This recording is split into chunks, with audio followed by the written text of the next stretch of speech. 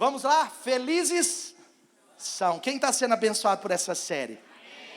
Sabe, alguns chegaram aqui achando, felizes são, eu vou lá aprender a ser feliz, né? É uma dose de autoajuda, misericórdia.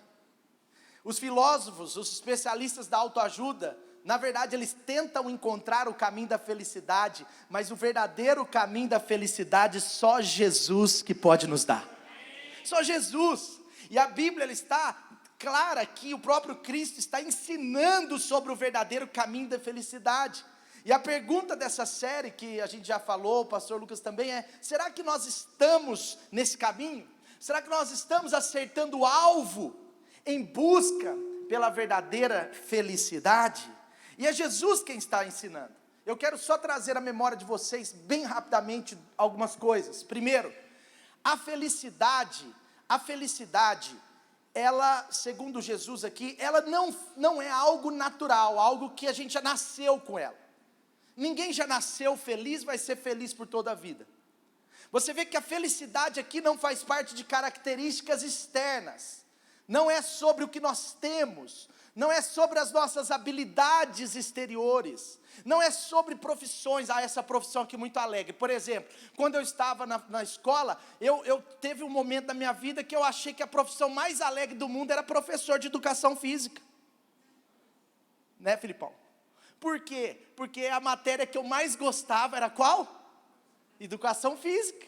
Podia ir de bermuda, jogava futebol, não é? Era melhor, né? E aí é claro que para o meu pai e minha mãe eu falava que era matemática, porque era a segunda melhor, brincadeira, gente. Mas matemática era a segunda melhor. Mas sabe, não é sobre uma profissão, não é sobre recursos. Não, a verdadeira felicidade não tem a ver com características naturais, não tem a ver com características exteriores, não tem a ver com o que nós temos ou deixamos de ter. A verdadeira felicidade, na verdade, está ligado a algo no nosso interior. São porções de Deus no nosso interior. Ele fala de humildade no espírito. Humildade de espírito é quando nós aprendemos a nos inclinar diante das circunstâncias, diante das pessoas, diante do Senhor.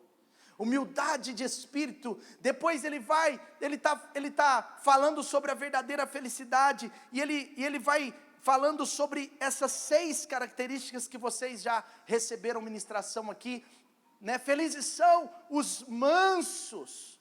Mansidão não é fraqueza, mas é força sob domínio.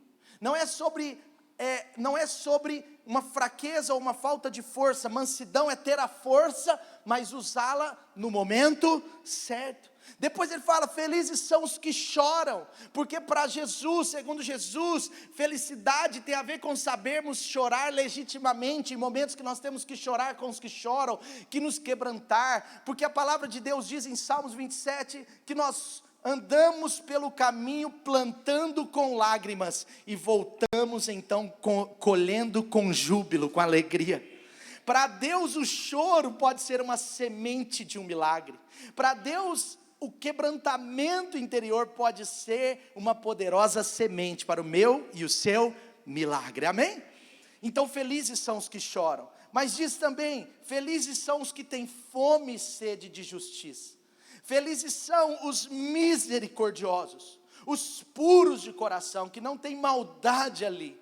Felizes são, amém? E eu quero voltar ao texto, e eu quero continuar e terminar hoje essa série. Bem-aventurados são, versículo 9, bem-aventurados são os pacificadores, diga comigo, pacificadores, pois serão chamados filhos de Deus. Bem-aventurados os perseguidos por causa da justiça.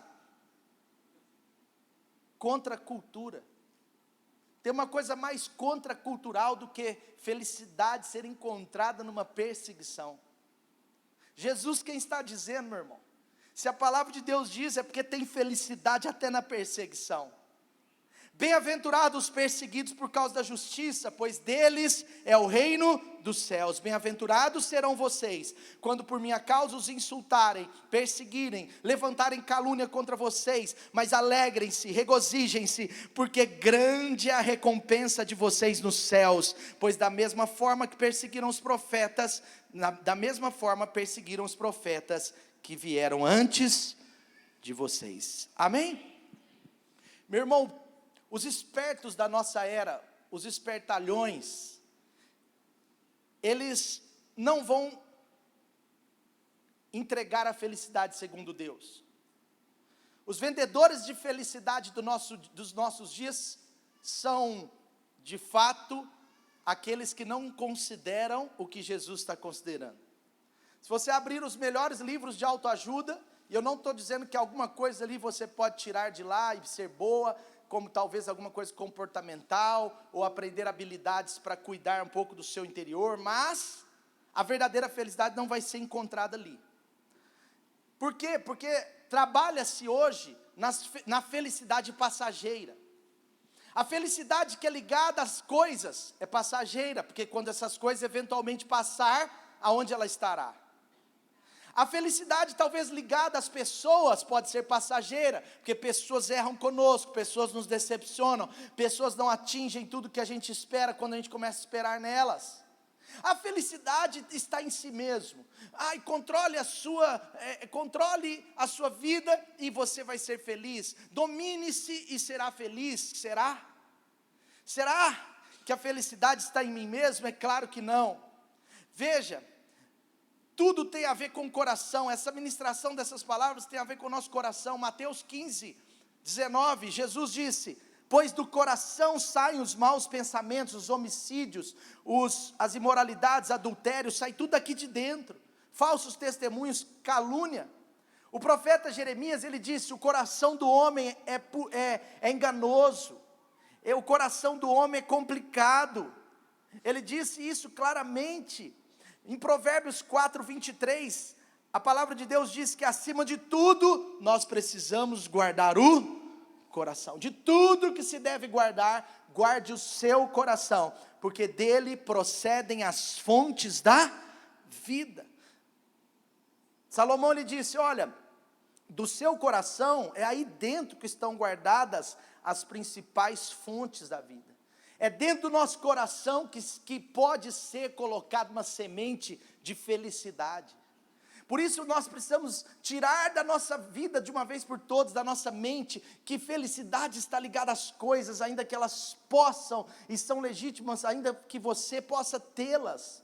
Mas a verdadeira felicidade, segundo Deus, tem a ver com algo do nosso interior. Por isso que você vê muitos pobres felizes e ricos tristes. Por isso que você vê também ricos felizes e pobres tristes. Por isso que você vê pessoas que às vezes não sabem nem ler e escrever direito, mas com uma felicidade completa no seu coração. Meu pai pastoreou uma igreja que tinha uma mulher tão poderosa, tão cheia de Deus. Essa mulher ganhou tantas vidas para Jesus.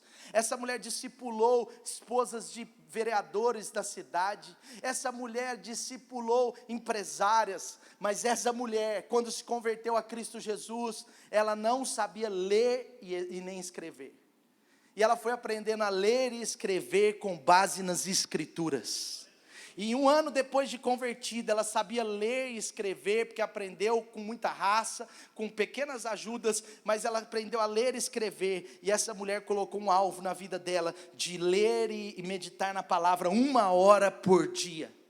E 3, 4 anos depois de convertida, essa mulher que depois nem se casou, não veio a se casar, essa mulher ganhava pessoas para Cristo, discipulava, essa mulher inclusive fez parte do discipulado da pastora Clauzir.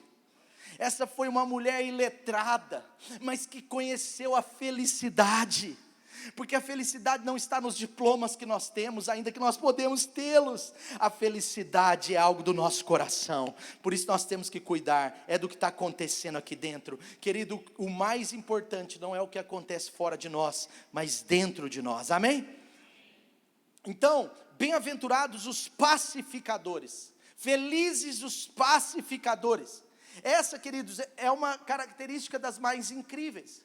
Quem são os pacificadores? E é o primeiro ponto dessa manhã. Quem são os pacificadores? Pacificadores são aqueles que promovem a paz, que cooperam pela paz. Pacificador não é aquele que pensa em paz, não é aquele que deseja a paz apenas. O pacificador é aquele que trabalha pela paz. Alguém disse: se você quiser ser um pacificador, você precisa trocar as suas espadas por foices. Por quê? Porque o pacificador, ele agora trabalha construindo, plantando, gerando. Então, pacificador não tem a ver com algo só do sentimento.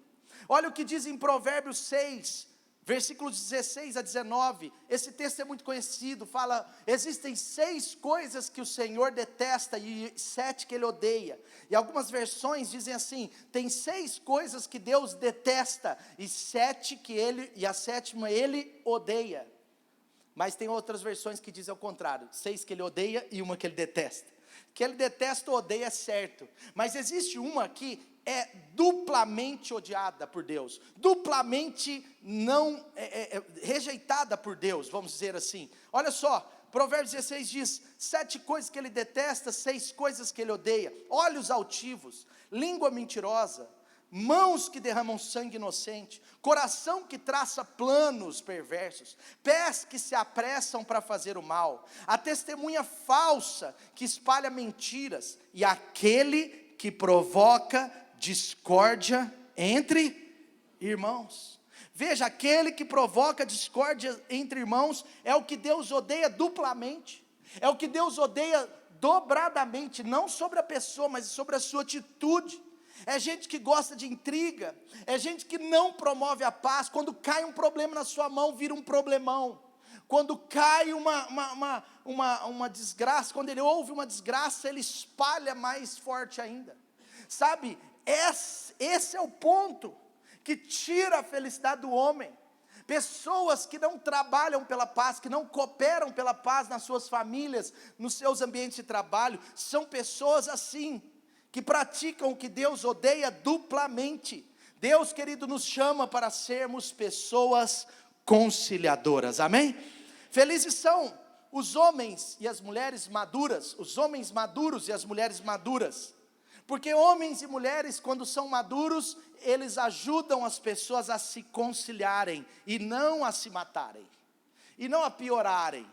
Ele não arma contendas, ele não expande a briga, ele não vai lá e põe como meu pai falava, jogar álcool na fogueira, né? Colocar lenha na fogueira.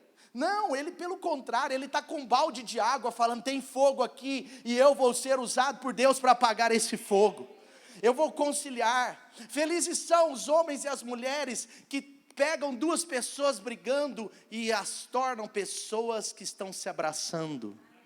Felizes são homens e mulheres maduros que ajudam as pessoas nas suas ofensas, a resolver as ofensas, porque os pacificadores, meus irmãos, eles costumam ajudar pessoas feridas a serem curadas e não aumentar a sua dor. Desconfie, tome cuidado com pessoas que ajudam a sua dor a aumentar. Nós temos que cuidar disso. Uma pessoa, querido, que é muito sensível à ofensa, ou sensível à ofensa, ela pode de alguma forma precisar muito da sua ajuda como pacificador. Os pacificadores ajudam as pessoas ofendidas a não criar raízes de amargura. Um pacificador na vida de um ofendido é um homem de Deus para curá-lo. Por quê? Porque quando a pessoa magoada, ofendida, ela se torna amargurada. A Bíblia diz: não deixe criar raízes de amargura no seu coração. Por quê? Porque quando alguém magoado ou ferido se torna uma pessoa amargurada, essa pessoa ela está dentro de um problema, que se ela não for curada ou curada rapidamente, sabe o que tem acontecido, que eu vejo? É que pessoas ofendidas, quando se tornam amarguradas e criam raiz de amargura, elas acabam mudando de lado. Isso é muito triste. Elas fingem que está tudo bem, às vezes não, mas muitas vezes fingem que está bem.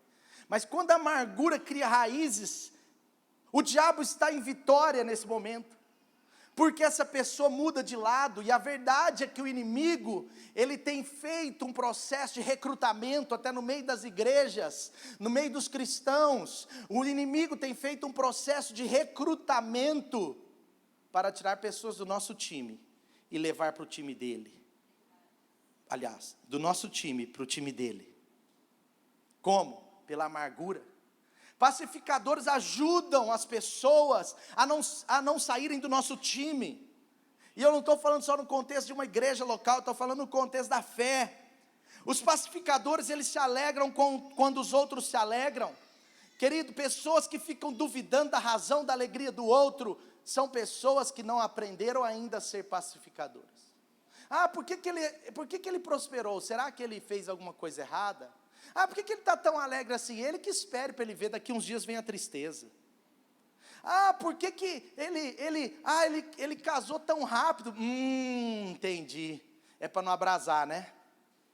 Aí a pessoa está lá, em vez de celebrar a alegria, em vez de celebrar o que Deus está fazendo e ser um pacificador nesse caminho, a pessoa está criando dúvidas, criadores de dúvidas. Cuidado. Se é você, cuidado com o seu coração, porque Deus quer nos fazer pessoas felizes, e pessoas felizes são pessoas pacificadoras. Pacificadores, queridos, eles não são necessariamente como ovelhinhas boazinhas, também não. A figura de um pacificador, no contexto da palavra, não é uma ovelhinha do lado da outra, cada uma comendo sua marmitinha com aquela carinha de bonzinha, boazinha. Mas é a figura de um leão, comendo uma bacia de carne, com aquele olhar em paz, do lado de duas ovelhas também comendo. Pacificador não tem a ver com a ausência de força, mas é exatamente essa figura forte, mas que não quer guerra. E alguém pode perguntar, pastor, e aí? Então um cristão não pode ter guerra, um cristão nunca entra em guerra? Não, mas o cristão só entra numa guerra em ultimíssimos casos. Um cristão só entra numa guerra quando ela é inevitável. Mas cuide de entender que o pacificador, ele não necessariamente é alguém com aquele biotipo bonzinho. Quer ser um pacificador, meu irmão, e experimentar a felicidade? Amém? Está comigo aí? Então, nós precisamos cuidar dessas características que estão intrínsecas na palavra. Pacificadores, meu irmão, não são aqueles que não têm que têm apenas um sentimento de paz. Pacificadores são aqueles que eles trabalham pela paz, cooperam pela paz. Por exemplo, uma pergunta para você pensar: você é a voz que aumenta os conflitos da sua família, ou você é a voz que chama os conflitos para perto, para poder apaziguar, para poder gerar vida ali? Você é a voz que aumenta os conflitos, eventualmente no contexto da igreja, no contexto da família da fé? Você é a voz que aumenta os conflitos no seu trabalho? Você é a voz que fala contra o seu chefe lá? Você é a voz que conversa daqui, de lá, e quando vai tomar um cafezinho, aquele cafezinho fica realmente muito amargo? É uma pergunta, porque a felicidade não está aí. Veja, a bênção de Deus, biblicamente, não é para os que desejam a paz. A bênção de Deus não é para os que amam a paz. A bênção de Deus não é para os que sentem paz. A bênção de Deus é para os que ministram a paz. É para os que cooperam. Por que eu estou dizendo isso, meu irmão? Porque há um custo. É um status interior. É uma disposição de criar paz, mesmo que isso me custe. Mesmo que isso custe a minha biografia. Mesmo que isso custe financeiramente. Mesmo que isso custe ouvir mais e falar menos. Como diz o apóstolo Tiago, em Tiago 1, 19 e 20, ele disse: vocês precisam ser prontos a ouvir e tardios a falar e irar-se. Porque quem se tarda para falar, vai se tardar para irar. Vocês precisam saber ouvir. E é uma característica do pacificador. O pacificador não chega chutando a porta, ele chega ouvindo quem está atrás dela, e ouvindo quem está atrás da outra. Pacificadores Ministrar a paz, querido, pode custar da gente abrir a mão de uma opinião. Ministrar a paz pode custar da gente ir atrás de alguém, atravessar a cidade, fazer telefonemas insistentes.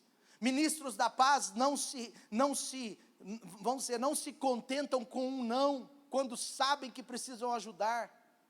Talvez o não da pessoa, ela não quis dizer não para a sua ajuda, ela quis dizer ainda não, ou hoje não, mas nós podemos ligar amanhã, nós podemos ir atrás dela depois da semana que vem, até que a gente consiga ser um cooperador da paz.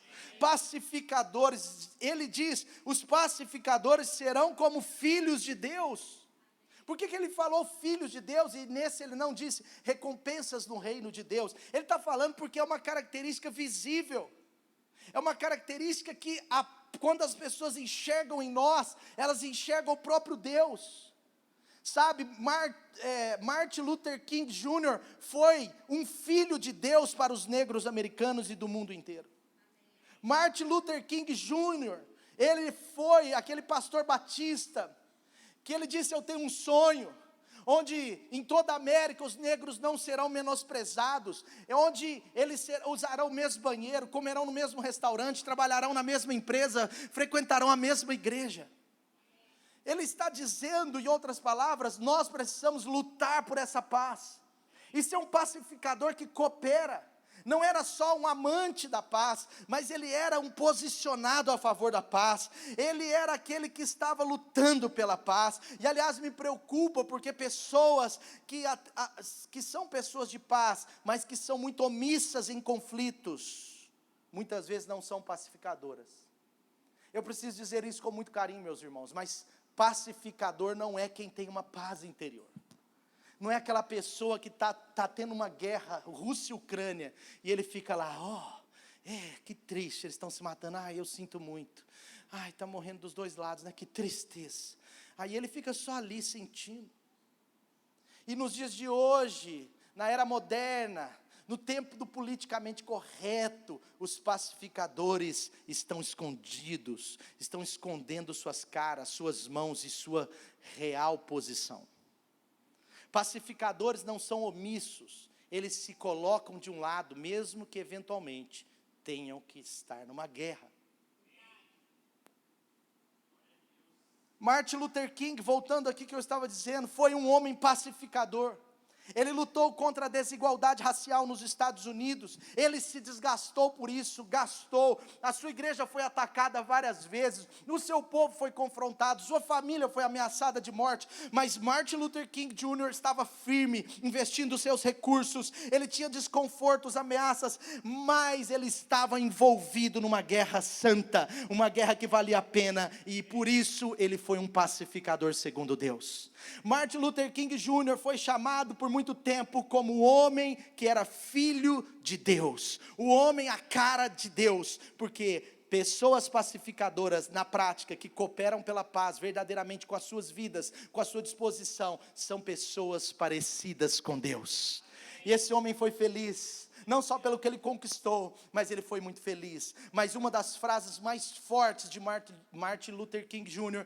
é essa: não é o barulho dos maus que me incomoda, mas o silêncio dos bons.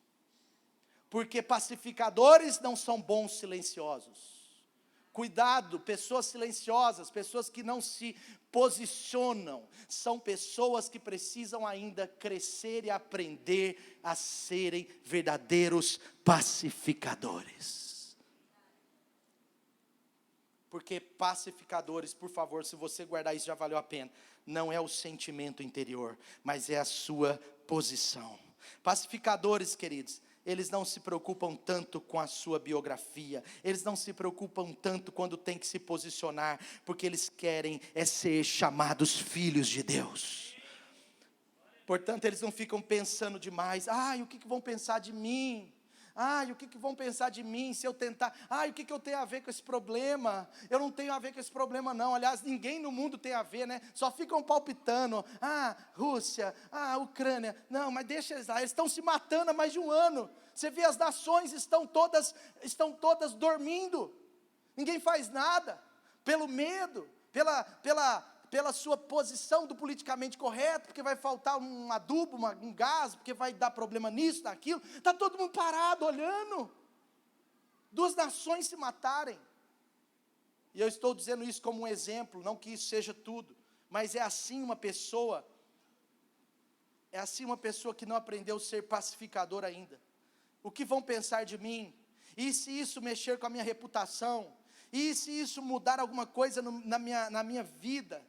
Como isso vai me atingir depois? Não é melhor ficar na minha? Não, é melhor mesmo. Eu vou ficar na minha, porque eu sou uma pessoa de paz. Mas pacificadores não necessariamente são pessoas de paz nesse sentido.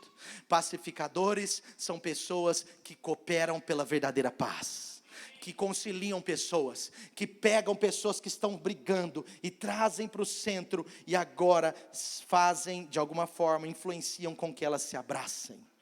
Esses são os pacificadores. É muito fácil você ver um casal brigando a ponto de divorciar, e como o casamento tem sido cada dia mais descartável, eu já vi pessoas que às vezes têm essa luta dentro de si. Se eles estão brigando é porque eles não se dão bem. E se eles não se dão bem, eles precisam mesmo divorciar. Mas onde nas Escrituras está isso? Mas o que rege a nossa vida? É o que as Escrituras dizem ou é o sentimento que eu tenho? Nós precisamos ter esse coração pacificador. Vai virar para o marido, para o homem que está brigando, vai falar com ele a verdade, vai falar com a mulher a verdade, mas vai orientá-los a perseverar, a permanecer juntos. Vai falar a verdade para eles em amor, mas vai sempre apontar para a aliança que nasceu, não só naquele dia, mas nasceu nos céus. Então nós precisamos cuidar disso, meus irmãos, porque pacificador é o que promove, é o que concilia, é o que está conectando corações, conectando pessoas, e assim é o caminho da felicidade segundo Deus, amém?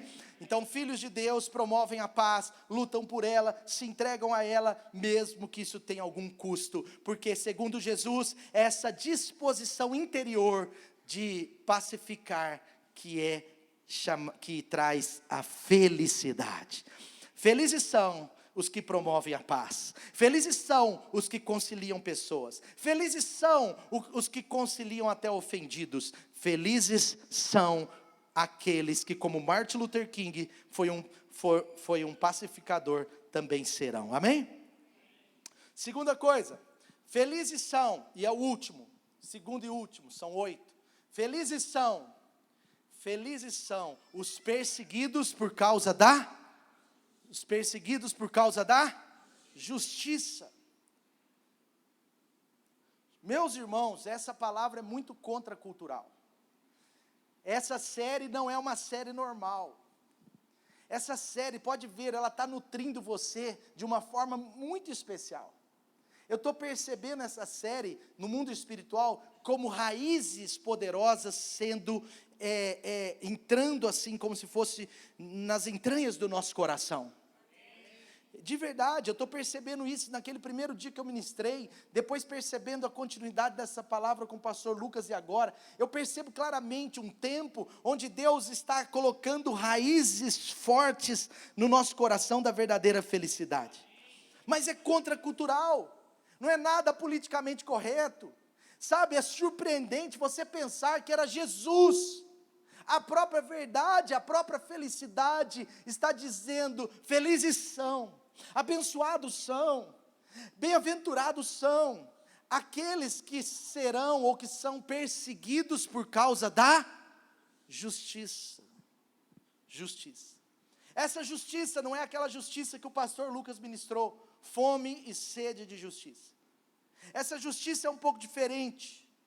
Sabe, parece que Jesus aqui está terminando com essa característica mais profunda. Ele começa falando de coisas um pouco assim profundas, mas um pouco mais fáceis de entender. Ele fala de humildade de espírito, ele fala de mansidão, ele fala do nosso choro, ele fala de misericórdia. Misericordiosos serão felizes.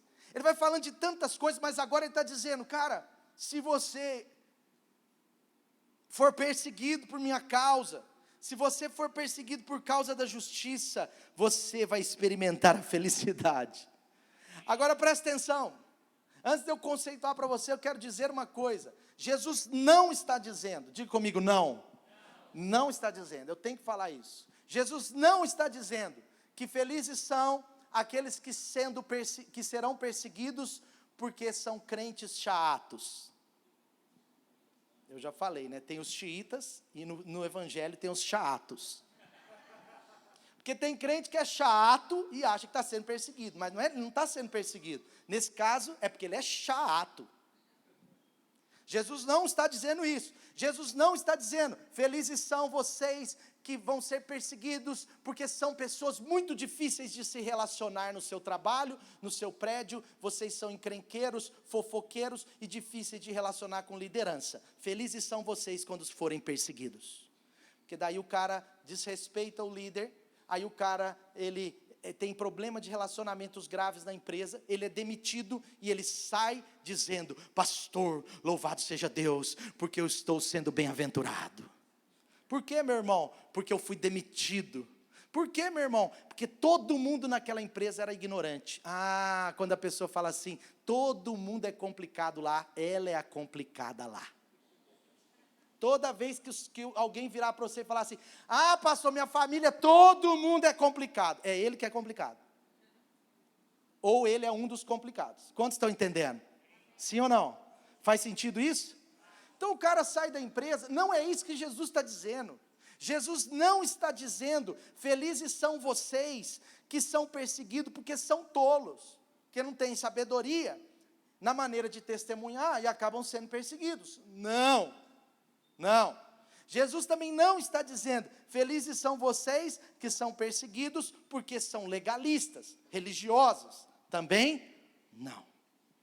Por que eu estou dizendo isso? Porque infelizmente, meu irmão, tem gente que sofre uma perseguição, mas não é pela justiça. Sofre perseguição não é pela justiça, mas é pela sua própria insensatez, ou pela sua própria ignorância religiosa, ignorância cristã.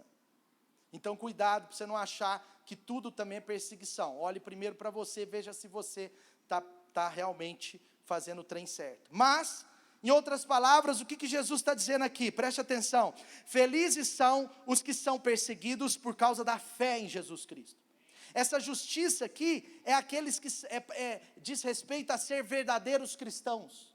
Ela fala sobre estilo de vida. Felizes são os perseguidos porque se parecem com Jesus. Felizes são os perseguidos porque são crentes no Senhor Jesus verdadeiramente. Felizes são os perseguidos porque são conservadores nos valores. Felizes são os perseguidos porque acreditam nas escrituras de Gênesis ao Apocalipse e não somente no que querem acreditar. Felizes são os perseguidos porque eles estão posicionados do lado da palavra. Amém? Aí é isso que Jesus está dizendo. Essa justiça significa, em outras palavras, aqueles que são parecidos com Cristo. Olha o que diz a Bíblia na versão A Mensagem. A Bíblia na versão A Mensagem diz assim, felizes são vocês que o compromisso que têm com Deus atrai perseguição.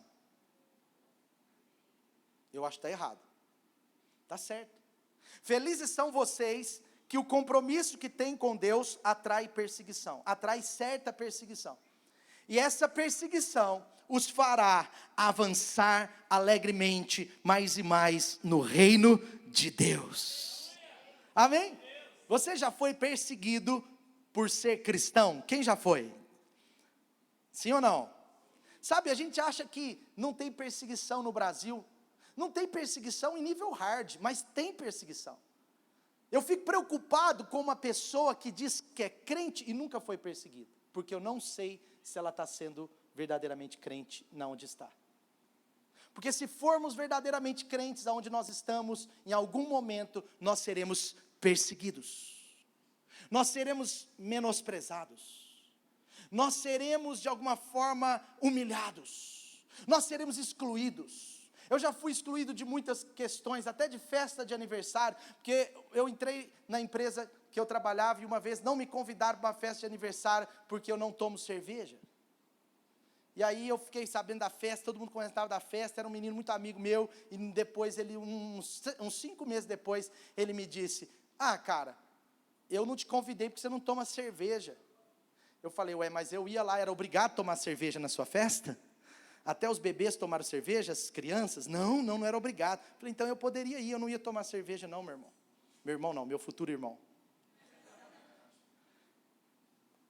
Sabe, você vai ser excluído. Se você segue a Jesus, você vai ser excluído.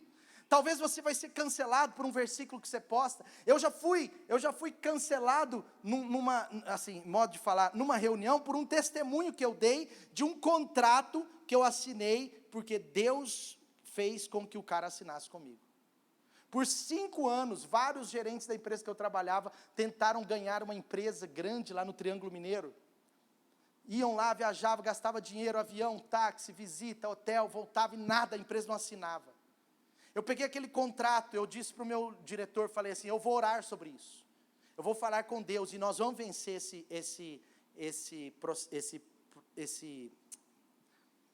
essa vitória, nós vamos ter essa vitória comercial. E meu diretor fez uma piada, falou assim, é mesmo? Então manda um e-mail lá para Deus, tomara que Ele te responda.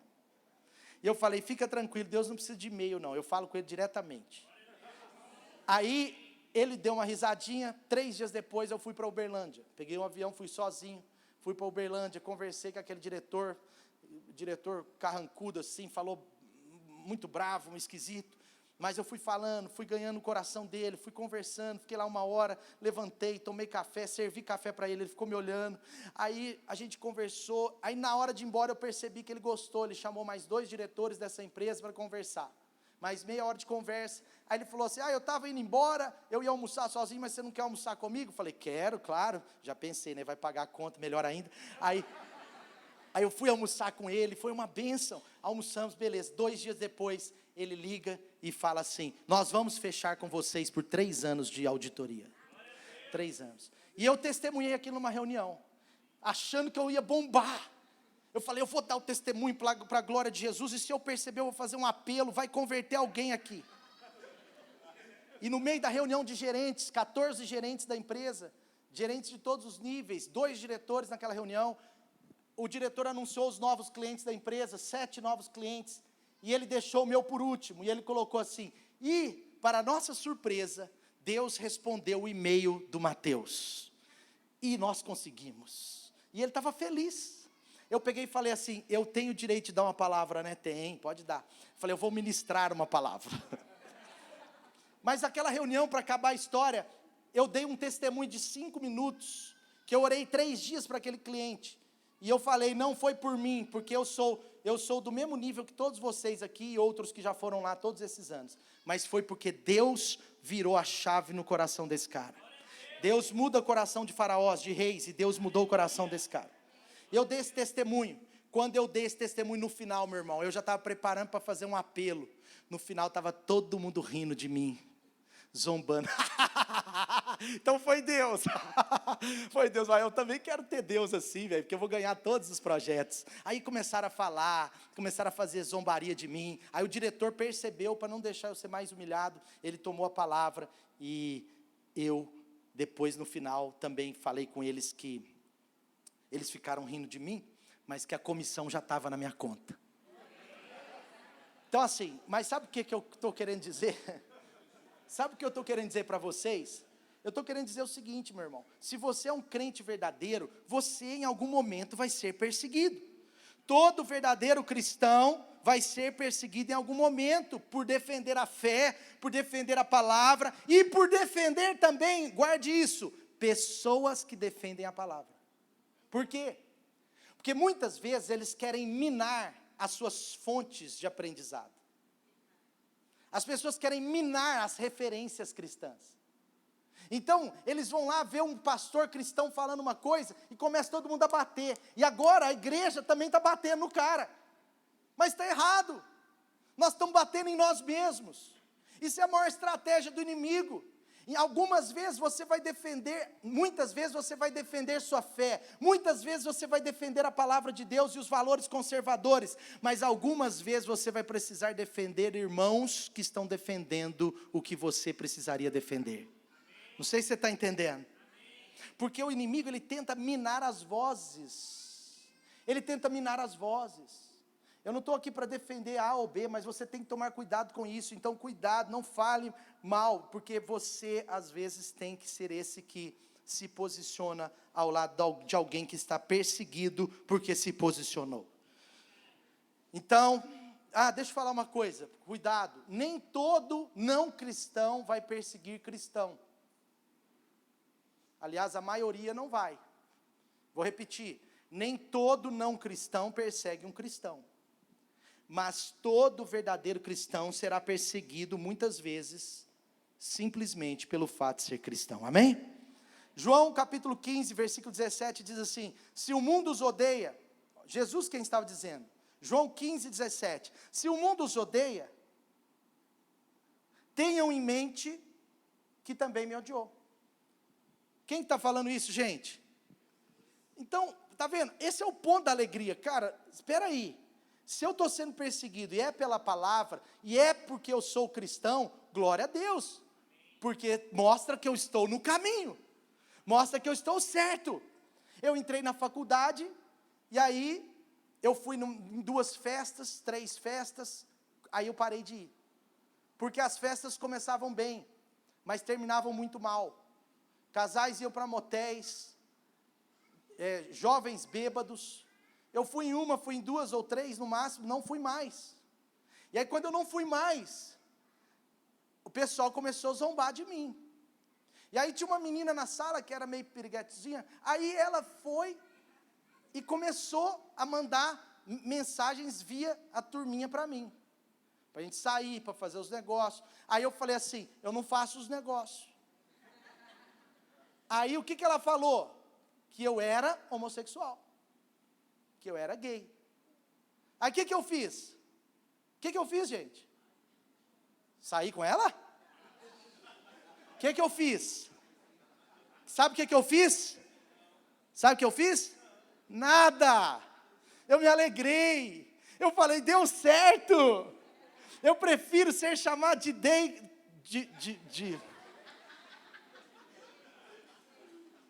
É difícil falar essas coisas hoje, né? Mas não é preconceito não, mas olha, eu prefiro ser chamado de gay, lá de boa, mas ter a convicção da minha fé e do que eu deixei de fazer por amor a Jesus. Então não é porque ela estava falando que eu ia ser gay, que eu ia pegar e falar, então vamos sair, meu amor. Aí que eu falei, não vou sair mesmo, e pode ficar tranquilo que eu sou macho alfa. E hoje a turma que era da minha faculdade, conta essas histórias rindo, porque hoje, daquela turminha de 7, 8 pessoas que estavam zombando, zoando, tem 2, 3 que já são convertidos em Jesus. Amém? Tem 3, 4 deles que assistem de vez em quando nossos cultos e mandam mensagem para mim. Eles estão assim entendendo que aquela felicidade dela lá na faculdade era extremamente passageira. Sabe, nós precisamos cuidar muito, porque esse negócio de ser perseguido por causa da nossa fé é algo normal, é algo que tem que nos alegrar. É isso que Jesus estava falando, cara, os perseguidos por causa da minha justiça, eles são felizes. Sabe por que são felizes? Porque eles têm convicção da salvação. Sabe, o Jesus estava ali com os discípulos, e eles chegaram, não sei se você lembra dessa parte, eles chegaram, Jesus, louvado seja Deus Pai, louvado seja o Senhor também, porque nós estamos expulsando demônios. Jesus falou, legal. Nós estamos assim, impondo as mãos, e gente está sendo curada, legal. Jesus, louvado seja Deus, se fosse nos dias de hoje, louvado seja Deus, Jesus, porque Ele me prosperou, amém, Jesus, legal. Louvado seja Deus, Jesus, porque eu expulsei o demônio lá do fulano, legal. Louvado seja Deus, porque na minha célula tem gente chegando, legal. Jesus está dizendo, legal. Mas sabe o que Jesus falou? Falou assim, a alegria de vocês não pode estar em primeiro lugar nessas coisas. A alegria de vocês precisa estar no fato de que os seus nomes estão escritos no livro da vida. Entendeu? Então quando nós somos perseguidos pela justiça, é porque nós estamos certos que o nosso nome está escrito no livro da vida. É tudo a mesma coisa. Os caras estavam alegres pelo que Deus fez. Os caras estavam alegres pelo que Deus tinha dado a eles. Os caras estavam alegres pelo que Deus tinha entregado nas mãos deles. Mas Deus queria que eles se alegrassem por quem eles eram em Deus, pela salvação que eles tinham em Deus. Amém? Então, meu irmão, fala assim, ó, João 15:17, se o mundo os odeia, tenha em mente que antes odiou a mim. Se vocês pertencessem ao mundo, ele os amaria. Amém? Aqui o mundo não são as pessoas, é o sistema. O sistema nos odeia, e se o sistema está nos amando, tem uma coisa errada. E o sistema é forte, vocês estão vendo esses dias. O sistema censura. O sistema tenta calar a sua boca. O sistema vai tentar te intimidar. O sistema fala para você, muitas vezes assim, ó, não paga imposto não precisa. O sistema fala para vocês, divorcia mesmo, o casamento é descartável. O sistema fala para você, não fala o que não é politicamente correto, porque nós vamos te censurar. O sistema está contra nós. Isso não é ruim. Isso mostra que a igreja está forte. Quanto mais o sistema se levanta, mais é porque a igreja se levantou. O sistema está contra nós, o mundo nos odeia, meu irmão. Se o mundo está te amando, você está com o mundo. Se vocês pertencessem ao mundo, ele os amaria, como se fossem dele. Todavia, vocês não são do mundo, nós não somos do mundo. Mas eu os escolhi, tirando vocês do mundo, e por isso o mundo os odeia. Lembre-se das palavras que eu lhes disse: nenhum escravo é maior que o seu senhor. Se me perseguiram, também, está comigo aí? Se me perseguiram também, perseguirão vocês. Se obedecerem a minha palavra, também obedecerão a de vocês. Então assim, quanto mais nós obedecemos a Cristo, mais o mundo nos odeia, mas mais pessoas vão seguindo a nós por amor a Jesus. O poder da igreja não está em se conectar com o mundo, com o sistema. O poder da igreja está em se conectar à verdade de Deus, mesmo que nos custe eventualmente até a vida. Tratarão assim vocês por causa do meu nome, pois não conhecem aquele que me enviou. 2 Timóteo, capítulo 3, versículo 12, o apóstolo Timóteo, ele está dizendo claramente, o apóstolo Paulo está dizendo claramente a Timóteo, cara, presta atenção, não leve a igreja contra a perseguição, porque Timóteo era de uma geração com muita influência grega, e ele estava tentando trazer para a igreja uma ideia, não era por mal, mas uma ideia do tipo assim, cara, isso aí é o que os livros de teologia falam, que ele estava tentando trazer às igrejas uma ideia do tipo assim, vai acabar a perseguição, ela é legítima, mas vai acabar, mas aí Paulo chega e fala, cara, pera Timóteo, de fato, todos os que desejam viver piedosamente em Cristo Jesus serão, todos, está escrito aí todos? Todos ou não? Todos? Todos quem? Todos que são verdadeiramente salvos. Então, se você não quiser ser perseguido, você não quer ser salvo. Não quero ser perseguido em hipótese nenhuma. Então, por favor, meu irmão, abandone a fé.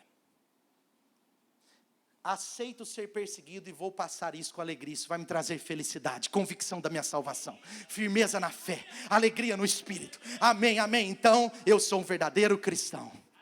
Aleluia, amém. Desculpa, eu estou sendo um pouco duro, mas é porque eu quero trazer a realidade do que Jesus está falando. Eu preciso trazer para o seu coração. E por último, Filipenses 1:29, ele diz, olha, Filipenses 1, esse texto é incrível, ele fala, olha, não deixe que os de fora intimidem vocês. Sabe, o mundo vai tentar intimidar a sua fé, vai tentar calar a nossa boca, vai tentar fazermos não falar o que pensamos, o que a Bíblia diz. O mundo vai tentar trazer realidades mundanas para dentro da igreja, porque quando a igreja se cala, a mentira reina. Porque o problema não é o grito dos maus, mas o silêncio dos bons. Então a estratégia do diabo era o quê? Intimidar a igreja de Filipenses, intimidar os filipenses. Eles estavam cercados de pressão.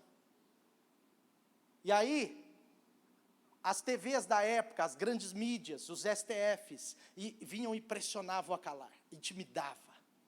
E aí o apóstolo Paulo estava falando, não deixem que intimidem vocês, versículo 28, não deixem ser intimidados por aqueles que se opõem a vocês, para eles é destruição, mas para vocês é salvação, aleluia! Pois a vocês foi dado o privilégio, não de apenas crer, mas de ser perseguido. Amém ou não? A vocês foi dado o privilégio, a alegria, a felicidade, de não apenas crer, mas também de ser perseguidos. Amém ou não amém? Felizes são os perseguidos. Felizes são os perseguidos. Amém? Então, meu irmão, o diabo muitas vezes, ele vai tentar fazer o mal para nós, mas não só por fazer mal. Presta atenção nisso. Porque mais do que fazer o mal, o diabo quer, a partir do fazer o mal, tornar-nos maus. O diabo não nos vence fazendo mal. O diabo não nos vence fazendo mal contra nós. O diabo não nos vence quando uma seta nos atinge. O diabo não nos vence quando uma fofoca nos aflige. O diabo não nos vence quando falta alguma coisa na nossa casa. O diabo não nos vence com batalhas contra nós. Mas ele pode nos vencer quando o mal que ele fez nos torna maus. Porque o diabo não quer a sua vida externa, ele quer o seu coração. O grande problema é quando nós acabamos não entendendo isso, porque o diabo não nos vence fazendo mal conosco, mas ele pode nos vencer quando através do mal que ele fez, ele nos torna mal. Mal com U agora. Quantos estão entendendo isso? Sabe o que é?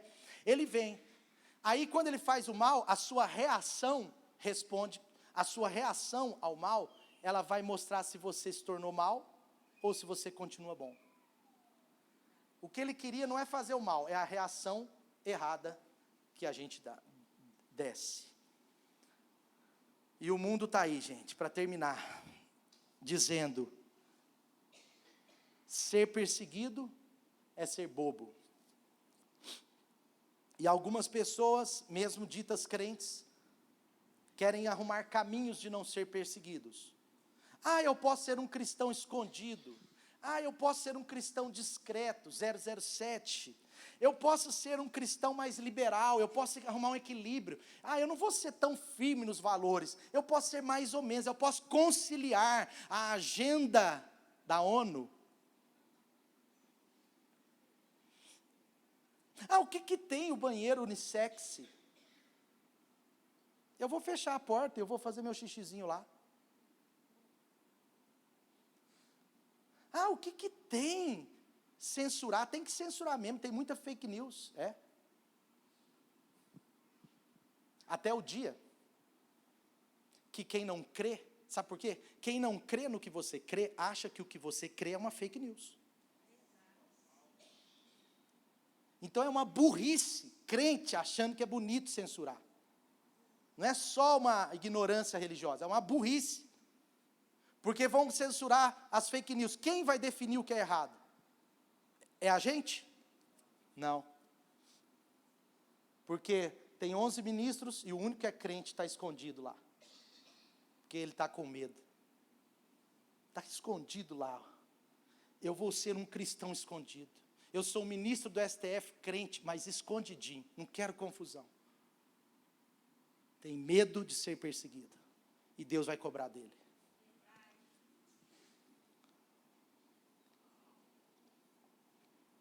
É a palavra de Deus que diz. A quem mais é dado, mais é cobrado. Eu tenho que ser fiel no nível da minha influência. Se Deus colocou um cara no nível daquela influência, ele está calado, que Deus o tenha. Porque ele poderia representar a justiça. Mas os covardes não representam a justiça. Eles se tornam escondidos. Porque não querem ser perseguidos. Mas no reino de Deus, quem não aceita a perseguição por causa da justiça, se torna infiel. Para muitos aí fora, então, ser perseguido é ser bobo. Mas para Jesus, você ser caluniado, zoado, menosprezado, excluído, cancelado. Para Jesus, você ser excluído por ser conservador nos valores, por se posicionar. Para Jesus, você ser zombado pelo seu estilo de vida, a sua fé ser confrontada, humilhada, qualquer coisa ligada à sua crença ser atacada. Para Jesus, tudo isso é motivo de alegria, amém? E por favor, não se ache sozinho, não se ache sozinho. Se você for perseguido amanhã, depois de amanhã, daqui 1 ano, daqui 5 anos, porque eu não estou falando que é uma coisa toda hora, mas se você for perseguido num contexto familiar, se alguém te chamar de fanático, se alguém te chamar de bitolado, de antigo, de quadrado, do que seja, eu quero dizer, você não está sozinho. Jesus foi perseguido, Ele está com você. Pedro foi perseguido, morreu de cruz, cabeça para baixo, mas Pedro está no seu time. Você está num exército, dentro desse exército tem o apóstolo Paulo, ele foi decapitado. Dentro desse exército tem Martim Lutero, dentro desse exército tem João Calvino, que em 1538 não pôde celebrar mais cultos em Genebra. Ele foi perseguido pela classe política, porque João Calvino, quando ele entendeu que o evangelho não era para dentro da igreja, ele começou a levar o evangelho para fora, colocar pessoas nas comunas, colocar empresários importantes em Genebra. Quando a igreja expandiu apostolicamente em Genebra, a cabeça de João Calvino foi pedida, ainda que ele não morreu como um mártir diretamente. Em 1538, no dia 21 de abril, ele celebrou o seu último culto em Genebra, com a polícia de Genebra, o exército de Genebra, fora da igreja e dentro da igreja, esperando acabar o culto. Quando acabou o culto, ele foi preso, e deram 3 dias para ele sair de Genebra. Se ele não saísse de Genebra e abandonasse a sua igreja, o seu ministério, a igreja de Saint-Pierre, ele seria ali preso definitivamente. E João Calvino, para evitar a prisão, ele sai daquela cidade, por 2 anos e meio, e por 2 anos e meio, aquela igreja cresceu 750%, 750%, sabe por que eu estou dizendo isso? Porque no reino de Deus, a perseguição é valorosa, Deus nos tenha de não ser perseguidos a nível de morte, mas a perseguição, uns mais, outros menos, ela é evidente na vida de todo verdadeiro crente, mas você não está sozinho, eu estou com você, líderes dessa casa estão com você, pais espirituais estão com você, nós estamos juntos em Cristo, amém? Vamos ficar de pé no nosso lugar.